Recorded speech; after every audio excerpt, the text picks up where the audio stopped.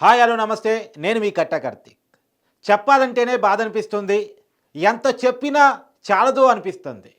రాస్తే పుస్తకాలు సరిపోనంత అవినీతి చరిత్ర వైసీపీ నాయకుల దగ్గర ఉందా అనిపించేలా ఒక్కొక్క విషయం బయటపడుతోంది. ఇప్పుడు కొత్తగా రాష్ట్ర ఆర్థిక మాజీ మంత్రి జగన్మోహన్ రెడ్డి పరిపాలనా కాలంలో పనిచేసినటువంటి బుగ్గన రాజేంద్రనాథ్ రెడ్డి గారి బియ్యం రవాణా బయటపడిపోయింది. అధికారులు చేసిన తనిఖీల్లో ఆయనకు సంబంధించినటువంటి 2 గోడౌన్లలో దాదాపుగా 1300 బస్తాలు కనపడటం లేదనేటువంటిది అధికారులు ఇప్పటికే కనిపెట్టినట్టు తెలుస్తూ ఉంది. ఏంటిది? ఇప్పుడు వాస్తవానికి ఆయన డోర్ నియోజకవర్గానికి సంబంధించినటువంటి మాజీ ఎమ్మెల్యే. అక్కడ ఇంతవరకు గతంలో గోడౌన్లు ఉండేవి కావు. గుంతకల్ నుంచి, కర్నూలు నుంచి బియ్యాన్ని తెచ్చి ఇక్కడ ప్రజలకు పంచేవాళ్ళు. కానీ ఇతను ఎమ్మెల్యే అయిన తర్వాత అతను సొంత నియోజకవర్గంలోనే బేతంచెలలో ఒక 2 గోడౌన్లు కట్టాడు. ఒకదాన్నేమో స్టేట్ కార్పొరేషన్కి లీజుకి ఇచ్చాడు. ఇంకో దాన్నేమో తన బంధువులు స్నేహితులు కలిసి నిర్వహిస్తూ ఉన్నారు. ఈ 2 గోడౌన్లో ఇప్పటికే ఒక గోడౌన్లో చెకింగ్ చేశారు. ప్రభుత్వానికి అంటే కార్పొరేషన్కి లీజుకి ఇచ్చినటువంటి దుకాణంలో చేస్తే ఇప్పటికే 398 బియ్యం బస్తాలు కనపడటం లేదనేటువంటి తెలిసింది. ఇది పక్కన పెట్టేస్తే ఆల్రెడీ వాళ్ళ స్నేహితులు బంధువులు దాంట్లో 900కి పైగా బస్తాలు కనపడటం లేదనేటువంటిది అధికారులు ఇప్పటికే నిర్ధారించారు. అక్కడ యజమానులు ఎవరైతే ఉన్నారో, ప్రైవేట్ గోడౌన్ నిర్వహిస్తున్న యజమానులు ఎవరైతే ఉన్నారో వారు కాన రాకుండా తాళాలు వేసుకుని వెళ్ళిపోయినట్టు కూడా తెలుస్తూ ఉంది. అంటే ఇది లెక్కల్లోకి తీసినప్పుడు 50 లక్షల విలువైనటువంటి బియ్యం కనబడటం లేదు అనేటువంటిది.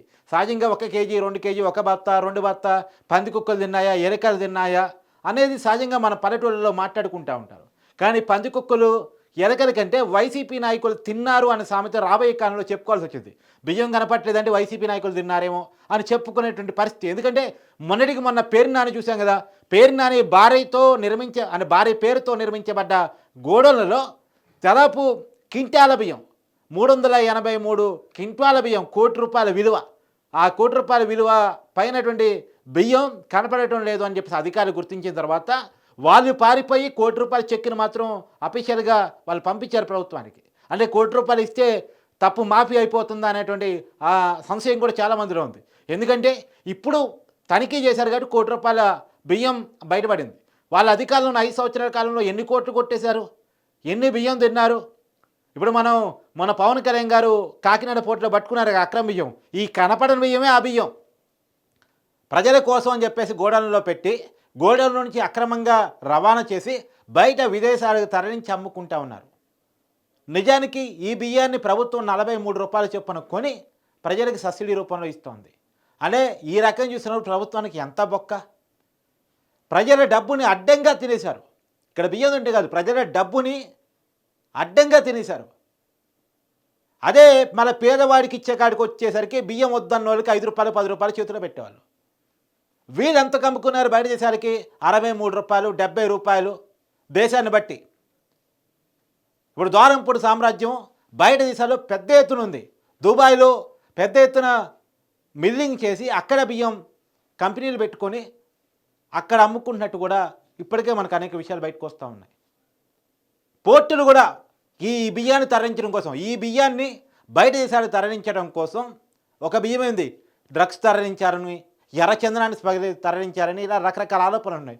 ఇది తరలించడం కోసం పోర్టులు కూడా వాళ్ళ చేతిలో పెట్టుకున్నారు. ఇప్పుడు కాకినాడ పోర్టుని ఎట్లా ఆక్రమించుకున్నారు? 2500 కోట్ల విలువ చేసేటువంటి కాకినాడ పోర్టు విలువని 43% చేయాలని కేవలం 450 కోట్లకి తమ పేరు మీద రాపిచ్చేసుకొని ఇవాళకు విజయసాయిరెడ్డి మీద కేసు నమోదైంది. వైవి సుబ్బారెడ్డి కొడుకు విక్రాంత్ రెడ్డి మీద కేసు నమోదైంది. జగన్మోహన్ రెడ్డి గారి పేరు కూడా ఎఫ్ఐఆర్లో నమోదు చేయడం జరిగింది. చాలా క్లియర్గా కాకినాడ పోర్టు అసలు యజమాని కేఆర్ రావు చెప్తున్నారు, నేను జగన్మోహన్ రెడ్డి కలిసి నా పోర్టు ఆక్రమించుకుంటున్నారు, వాళ్ళ పేరు మీద రాపించుకుంటున్నారు అని చెప్తే వాళ్ళు చెప్పినట్టు చేయమని చెప్పాడు అనేటువంటిది ఆయన క్లియర్గా చెప్తా ఉన్నాడు. పోర్టులు ఆక్రమించుకుంటారు, ఆ పోర్టుల నుంచే బియ్యాన్ని ఇతర దేశాలు తరలిస్తూ ఉంటారు. ఎంత దారుణం అండి. వీళ్ళ అవినీతి చరిత్ర గురించి ఏం చెప్పాలిగా, ఎంత అని చెప్పాలిగా. బియ్యం నుంచి పోట్ల వరకు, నేల నుంచి నింగి వరకు దేన్ని వదిలారు? మట్టిని తిన్నారు, ఇసుకను తిన్నారు, కంకర తిన్నారు, అడ్డంగా ఏ దొరికితే అది తిన్నారు. ఇప్పుడు వల్లభనేని వంశీ మీద మట్టి కేసు, మట్టి తిన్నాడు అనేటువంటిది. కొడాలి నాని మీద కంకర కేసు, కంకరను కూడా వదలలేదు, తినేశాడు అని చెప్పేసి. ద్వారంపూడి మీద బియ్యం కేసు, అక్రమ రవాణాకు సంబంధించినటువంటి. ఇప్పుడు బొగ్గన మీద, మొన్న పేరు నాని మీద. ఏంటిది అవినీతి చరిత్ర? పుంకాలు పుంకాలు పుంకాలుగా బయటకు వస్తూ ఉంది. వెలికి తీయటమే అధికారుల తరువాయి. ఇంకా అధికారుల్లో కొంత అలసత్వం ఉందేమో అనిపిస్తుంది. అంత అవినీతి బయటపడతా ఉంది, అంత అవినీతి బయటపడతా ఉంది. రాష్ట్రాన్ని ఎన్ని విధాలుగా దోచుకోవాలో, ఎన్ని రకాలుగా డబ్బులు సంపాదించుకోవాలో అన్ని రకాలుగా నాకు తెలిసి వీళ్ళ గురించి రాస్తే ప్రపంచానికి ఒక అధ్యాయం అవుతుంది. సంపాదించుకోవడం ఎలా, బెస్ట్ ఎర్నింగ్ కెపాసిటీ అనేది వీళ్ళని చూస్తే తెలిసిద్ది. ప్రపంచానికి పాఠాలు వీళ్ళు, పాఠాలు మాత్రం గుణపాఠాలు. ఇవాళ బుగ్గన రాజేంద్రనాథ్కి సంబంధించినటువంటి ఆయన గోడౌన్లు ఒకటి ప్రభుత్వానికి కార్పొరేషన్కి లీజుకి ఇచ్చింది, ఇంకోటి వాళ్ళ స్నేహితులు బంధువులు కలిసి నిర్వహిస్తున్నటువంటి 2 గోడౌన్లలో అధికారులు చెకింగ్కి వెళ్ళగా ఒక గోడౌన్ మాత్రం 398 బస్తాలు కనపడటం లేదని, ఇంకో దాంట్లో 920 బస్తాలు దాదాపు కనపడటం లేదని, కతే ఎవరైతే గోడౌన్ యజమానులు ఉన్నారో వాళ్ళు తాళం వేసుకొని పారిపోయారనేటువంటిది ఇప్పటికి అధికారులు చెప్తున్నటువంటి మాట. మరి చూడాలి, ఇప్పటికైనా పేర్నాని అరెస్ట్ అవుతాడా, పేర్నాని భార్యని అరెస్ట్ చేస్తారా, బుగ్గన రాజేంద్ర అనేది అరెస్ట్ చేస్తారా? ఎందుకంటే ఆరోపణలు కాదు, వాస్తవాలు కూడా బయట తెలుస్తూ ఉన్నాయి, తనిఖీల్లో విషయాలు బయటపడుతూ ఉన్నాయి, కేసులు నమోదవుతూ ఉన్నాయి, కానీ అరెస్టులు మాత్రం జరగట్లేదు అనేటువంటి ఒక అపవాదు ప్రభుత్వం మీద ఉంది. మరి ప్రభుత్వం అరెస్టు చేస్తే జగన్ ప్రభుత్వానికి మా ప్రభుత్వానికి తేడా ఉంటుంది. అరెస్టుల మీద ప్రజలు చర్చించుకుంటారు, కక్ష సాధింపు అనుకుంటారు, వాళ్ళకి సింపతి ఇచ్చినట్టు ఉంటుంది అని అనుకుంటున్నారా? మరి తెలియదు. కానీ అక్రమార్కునైతే అరెస్ట్ చేయాలి కదా, దొంగనైతే జైల్లో పెట్టాలి కదా, చట్టం అంటే ఒక భయం క్రియేట్ చేయాలి కదా అనేది సామాన్యుడు అడిగేటువంటి ప్రశ్న. ఆంధ్రప్రదేశ్లో ప్రతి సామాన్యుడు కూడా ఇలాంటి అక్రమాలు చూసినప్పుడు మా డబ్బులు ఇంతగానం తినేసిన వాళ్ళు బయట సమాజంలో తిరుగుతూ ఉంటే మళ్ళా నాయకుల్లాగా చలామణి అవుతుంటే మేము వాళ్ళకి సెల్యూట్లు కొడుతూ బతకాలా, వాళ్ళని మేము చూడాలా అని చెప్పేసి సామాన్యులు అడుగుతూ ఉన్నారు. మళ్ళా ఆంధ్రప్రదేశ్లో వాళ్ళు రాజకీయం చేయదలుచుకుంటే, వాళ్ళు మాయమాట చెప్పదలుచుకుంటే అవి మేము విని మోసపోవాలా?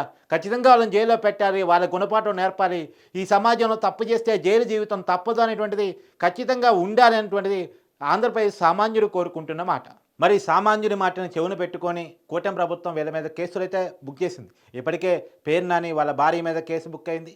తర్వాత అనేక మంది మీద, ఇందా నేను చెప్పినట్టు ద్వారంపూడి మీద, తర్వాత కొడానాని మీద, వల్లభనేని మీద కేసులు అయితే నమోదైనాయి. కేసులు నమోదు కావడంలో అలసత్వం లేదు, కానీ కేసుల తర్వాత ఎంక్వైరీ చేయడం నుండి కొంత అలసత్వం జరుగుతుంది అనేటువంటిది. ఇప్పటికే రఘురామ కృష్ణరాజు గారి కేసులో అనేక అరెస్టులు జరిగి ఉన్నాయి.